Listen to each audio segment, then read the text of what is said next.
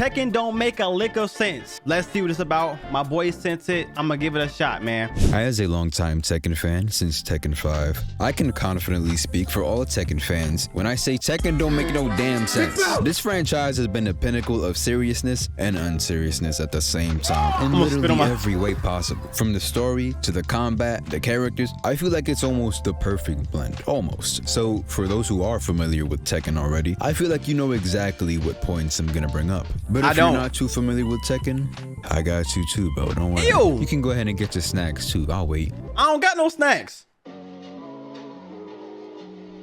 I ain't got no snacks. Dude, bringing a full course meal. You know what? Number one. So normally games would have all the characters speak one language. For example, English, with the exception of a few characters here and there speaking their native language, like French, Japanese, Spanish, whatever XQC be speaking. Oh, don't is that good? What? Yo, can you Yeah, in this game, everybody speaks their own language. Like, there's no type of language barrier whatsoever. So you will have a room full of people, and one of them will be speaking Japanese, another English, another Chinese, and another Spanish, and everybody just perfectly understands each other. Sensitive. Damelamano, move. Kumkra, sr, brox, It's kind of amazing. Like, this isn't alluded to once in the entirety of the series. Wait. Pause. Because as far as what I've researched, this illusion of the absence of a language barrier has only been broken once, with Tekken 4 with Warring's ending. You're finally here. Oh shit. So, what do you want? Yo, never let them voice act again. So, what do you want? Jin here is seen speaking English, and while it is a little broken, not only do I appreciate the realism as well as the effort, not many people can say they are bilingual, can they? There's no reason to fight. Ow! Fire. Hey, I need a refund. We need to fire them, bro. What in the hell was that? They could have got me to do it. I'd be like, so what do you want? You ain't got no reason? Well, I do. See, guys? I'm a voice actor, bro. You ain't got one? Well, I do. Now, correct me if I'm wrong here, but this is the last installment to do something like this. As with every new game, they've been leaning more and more towards the no language barrier thing, which is a very, simple and goofy way to deal with this issue. And to be honest, I wouldn't want it any other way, because at this point, it's just become a part of Tekken's charm. But interesting enough, though, they've not committed fully to it yet. Lars is Swedish, Alisa is Russian, and Lee is Chinese. But they all speak Japanese. Though to be fair, for Lee's case, he was adopted into a Japanese family at a young age, so it only makes sense. The same cannot be said for Lars and Alisa, however. But I think their reasoning for those two specifically is because they play a huge role in the canonical storyline of Tekken 6. So my guess is they thought that having the main character in a Japanese game speak Swedish and a second speak Russian could be a little distracting. But then they proceeded to do basically that with Tekken 7 with Nina, Heihachi, and Claudio, the narrator. I'm not sure. I'm gonna stop making sense of this. This don't make sense to me though. Am I stupid? Like, I'm not a game developer, bro. Why did they do this? What was the purpose? I don't know. But they all are from different parts of the world, so I don't know. I would literally be lazy and have all of them speak one language. I'm not gonna lie. I'm gonna stop making sense of this because my head is hurt. They actually went a step further and said, okay, so as of right now, we got English speakers, Japanese, Chinese. We got one robot nigga that just grunt. What else? They looked at the roster of Tekken 1 and said, you know what we need? We need two furries that throw hands and bark at niggas. Don't speak a lick of no language. They just be growling at people. This is why I can't stand this game. They be having fully coherent, comprehensive, prodigious, voluminous conversations with these two freaks, and all they're doing is growling like a jaguar, bro. I'll never forget this cutscene for the life of me. This game will have you watch two grown men in cat masks growl at each other with another grown man that somehow fully understands both of them while in his cemetery with somber music in the background. And it'll fully expect you to take this shit serious, bro. I never peeped that. I never thought about that. They never spoke English, and they're actually grown men with masks on, just growling. Yo, that is actually kind of hilarious. I never even thought about that. That's comedy, bro. That's comedy. I'm not gonna lie.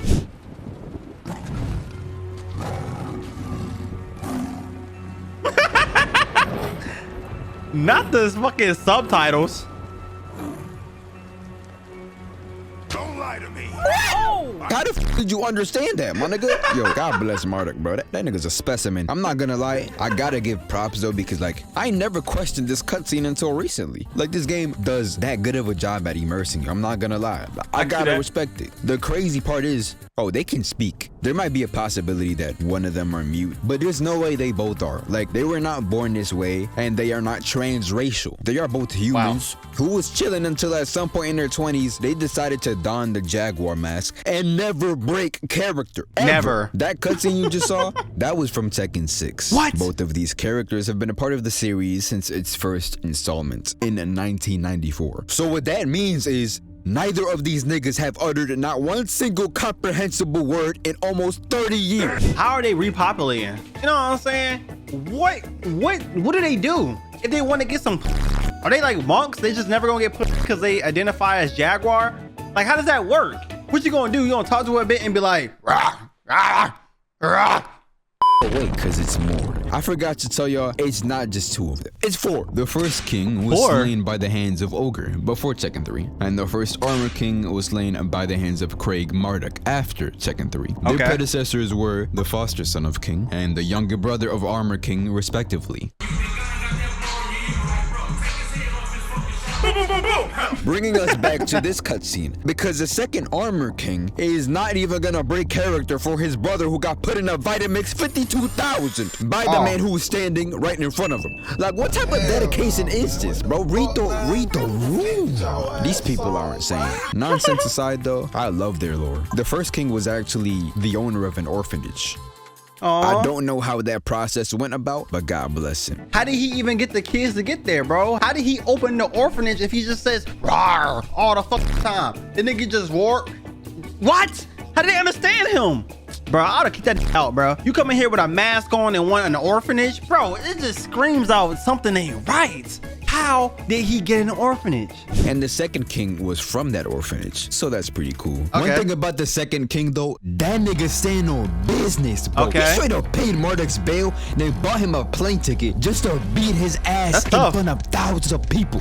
He sent that nigga to the hospital, bro. That's my goat. And also, a little fun fact, you might have noticed my profile picture is King from Tekken 3, and what is to me one of the hardest fits I've seen. I cannot explain it to you, bro. That shit just has insane aura. I forgot to mention, on top of all the characters that were in Tekken 1, they said, you know what? Since we're adding 2 furry wrestling niggas that have long since abandoned any traditional form of speech, let's throw in a bear that know karate in his bitch. And before you ask, yes, he be casually conversing with everybody as well.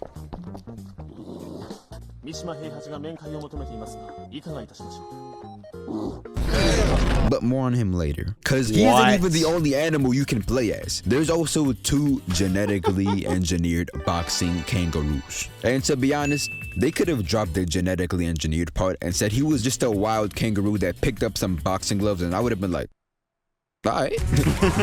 They already be on that type of timing anyway. True.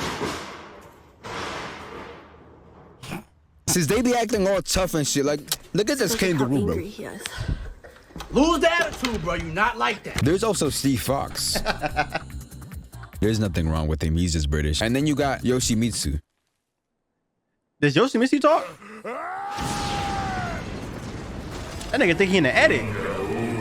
This guy is literally just a Warframe, and it's kind of awesome. He's also seen playing rock, paper, scissors with Yoshimitsu. The characters in Tekken all come from different cultures, backgrounds, and nationalities, but they all understand the universal language of these hands. And although it looks dumb as hell sometimes, I guess one good thing about it is, hey, Nina kind of bad. I ain't gonna lie. I'm sorry. I had to pause the video and let y'all know. Like, damn, I just saw all I needed to see. I guess one good thing about it is they don't have to deal with dubbing voices for countries, I don't think, since everybody speaks their native language for the most part. Some don't speak at all, but they still got subtitles from.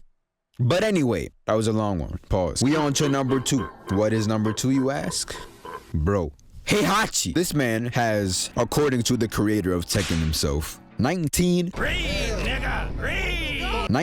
to 25 illegitimate children, on top of the 4, now 5 that are playable fighters. And he loves none of them. Damn. Nobody. He didn't even give his firstborn a chance, bro. He threw that motherfucker off a cliff at 5 years old. The original So reason messed why up. was because he didn't deem Kazuya fit enough to be his son, unless he survived the fall. But in Tekken 7, the story was changed from Heihachi's words himself, saying that he had feared that his son Kazuya had inherited the devil gene from Heihachi's wife Kazumi. So he Okay. threw him off because if he did have the devil gene, he'd survive it.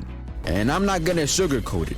That reason is dumb as I don't believe it. I fully believe that after forcefully taking over his father's corporation, then throwing him under a temple and letting his father starve to death, and killing his wife, that one day he said, you know what? F this little ass nigga too. I don't Damn. think that's too far-fetched. And after seeing Kazuya's devil form for the first time, he was like, I knew it. That's exactly why I flung your ass off the cliff. Like, shut your capping ass up, bro. That's cap, bro. Stop it. Because he doesn't like any of his other children. And not only that, since Kazuya survived and came back, he continued to be raised by Heihachi. And shortly after, he adopted an orphaned Li Chaolan from the streets of China for the sole purpose of Kazuya having a rival and competition. He wasn't even interested in raising Lee if it weren't for pitting him against his own child. I'm not lying when I say He's insane. he don't like nobody else. He f***ed a Swedish bitch.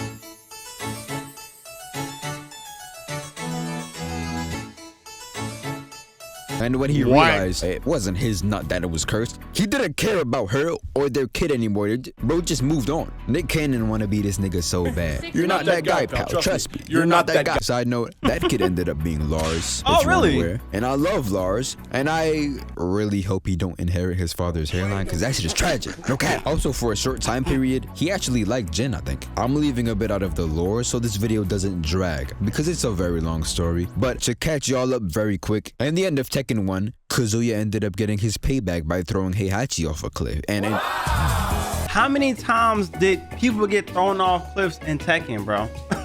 I swear, people just, yo, what's up with this tradition of throwing people off cliffs? What the? What? Wait, no, stop clapping. He's not a good person. And then in Tekken 2, he fully realized his true, twisted, and corrupted nature by taking over his father's organization, making it twice as ruthless. Being guilty of crimes I cannot say because you two really don't like me. But if you want to keep clapping for this barbarian, go ahead. I'll wait. I'll clap. That's what I thought. Anyways, Something that's not I my say all hand. of this because at the end of Tekken 2, Heihachi comes back and throws Kazuya off a volcano this time. And a short time period after, a 15-year-old Jin united with Heihachi. Clap it up for Jin. That's my man, y'all. Woo! Hold on. Woo! Clap it up. What you clapping? I hate you niggas. Jin ended up spending a long 4 years of training and bonding with Heihachi. And you know what good old Heihachi did after those 4 years of bonding with his 19-year-old grandson? He shot him. He just shot him. But now you're probably thinking, okay, I mean, like, there's most likely a good reason for this. You're definitely taking this out of context. Yeah, he shot him because he only kept him around to lure an ancient monster whose blood is rumored to contain the source of immortality. I think I've seen this on Tekken, the anime. That's on Netflix. I watched that. I didn't know I was watching. Is it canon? Is that real? I watched it. He wanted to mix his DNA with the ogre's blood and the devil gene that Jin has to become even more powerful. So with context, this is somehow even worse. And to make things twice as worse, you still ain't hit that like button or that subscribe button. I mean, this is blasphemy. I'm gonna go ahead and give you some time to do it right now. You trying to risk me up? And subscribe. You think I play? Hold on. Stay your ass right there. Don't move. I got stuff for your ass. Do not move. I said hit that like. My bad.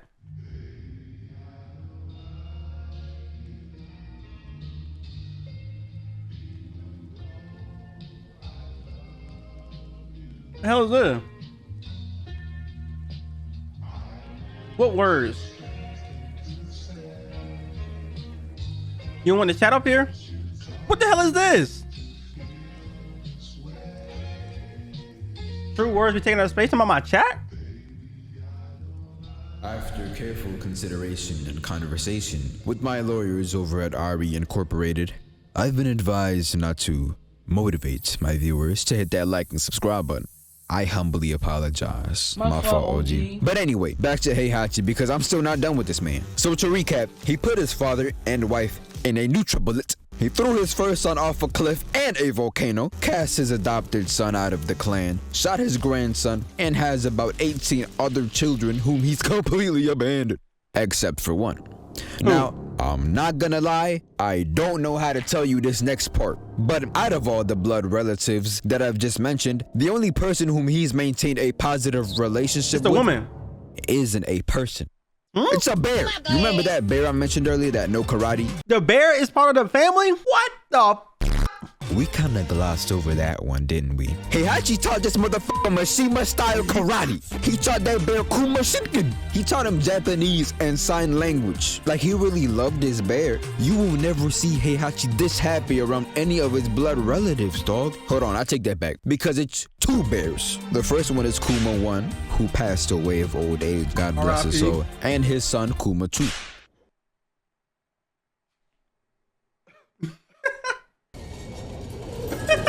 What the fuck is going on? He loved both of these bears to death. And when you don't think about how he's killed and or abandoned everybody else whom he's ever loved, it's kind of wholesome.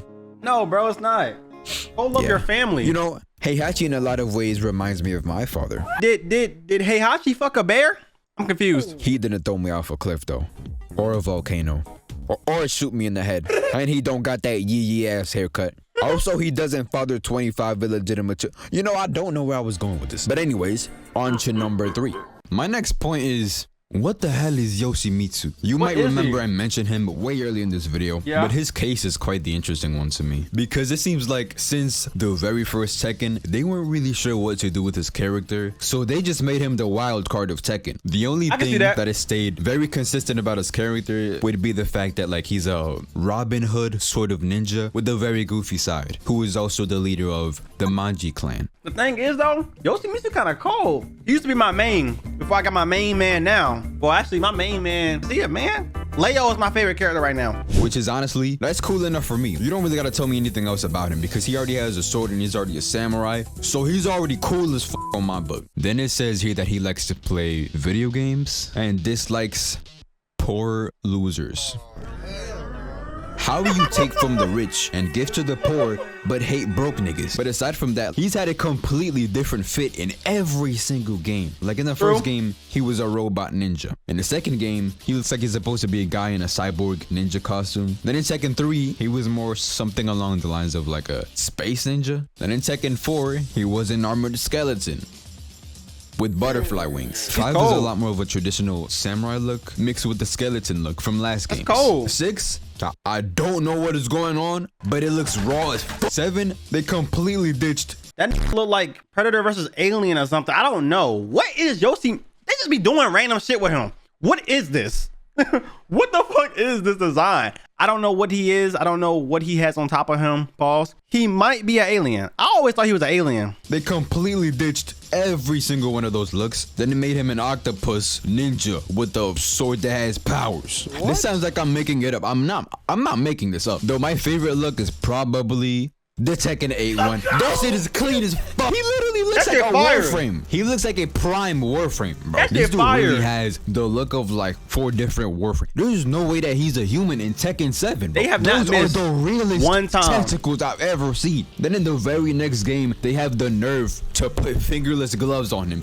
Y'all niggas are not slick. One thing I do admire about Yoshimitsu, he has a completely different style in every single game. But when you see him, you know it's him. You could not possibly confuse Yoshimitsu with anybody else. Whether you like him or not, you have to respect that. With that being said, let's move on to the next point. Tekken 7 released like 7 years ago and nobody even cares anymore. But like, what the hell was Akuma doing in Tekken 7 lore? Like, the fact that he was a playable character does not bother me at all. But they added this man into the story for no reason. Now, I'm not gonna lie. Him being in the game was pretty hype. Like, it's pretty obvious it was for marketing purposes, but like, the way he was written in the story is just funny as hell to me. So apparently, 40 years ago, before Tekken 1 even happened, Kazumi saved this man's life, which is not elaborated on.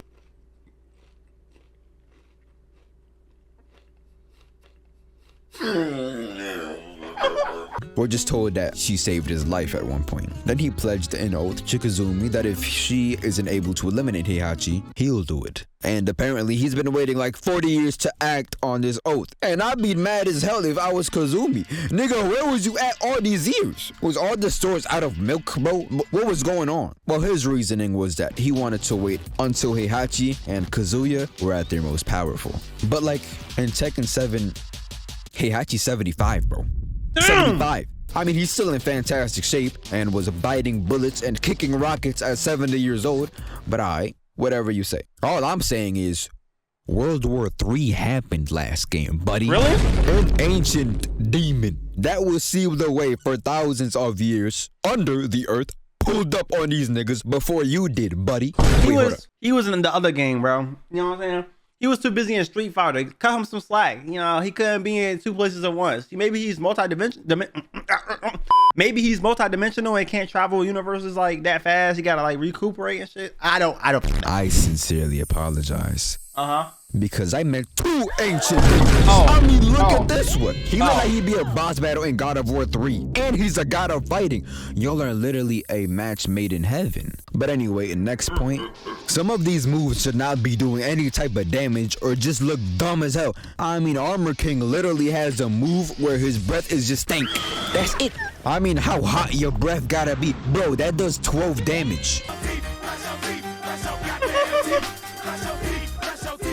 Nina has a rage art where she breaks your arm and whatever, but like maybe I'm like not too knowledgeable on wrestling or something, but it looks like she just gave you the greatest massage of all time before that. Like, what are all these extra ass movements? You move around me like a mosquito, bro. Get off me. Yoshimitsu has a move where he just yeah, What does that move do? Supposed to do. He can also do this.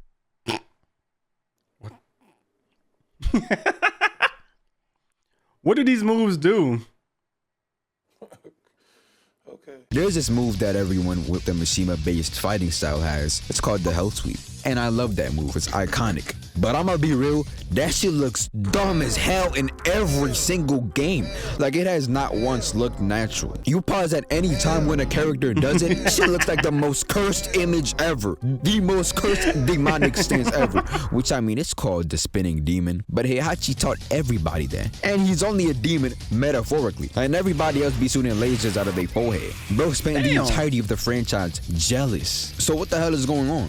And don't even get me started on Zafina, bro. Soon as Zafina cockroach ass start crawling on the floor, I'm flaming your whole lineage. Walk away from me. Walk away from me like a normal person. But anyways, that's all I wanted to talk about in Tekken. Despite everything I said, I'm still a huge fan of the franchise. You know, I played 5, 6, as well as Tekken Tag Tournament 2, which is easily my favorite. Easily my favorite. Revolution as well, which I don't think anybody even remembers. And 7. And I cannot wait for 8. And you know what? Since the question is probably gonna come up a lot in the comment section, my mains are Jin, Devil Jin, and Lars. Those are my goats. They're my mains. But I can play almost everybody, you know, like some Kazuya, Lee, Heihachi, sometimes Asuka. That's not everybody. That's like 7 people out of 40, but whatever. Anyways, this is like my 5th time saying any. Do I gotta start reading books or something? Nonetheless, I'm very excited for Tekken 8. And wait, is that bro with the full course meal? You pulling up now? The video's over. Well, guys, that was Tekken Makes No Sense at All. If you want to see more stuff like this, hit that like button. Other than that, I'll see you guys next one. Peace.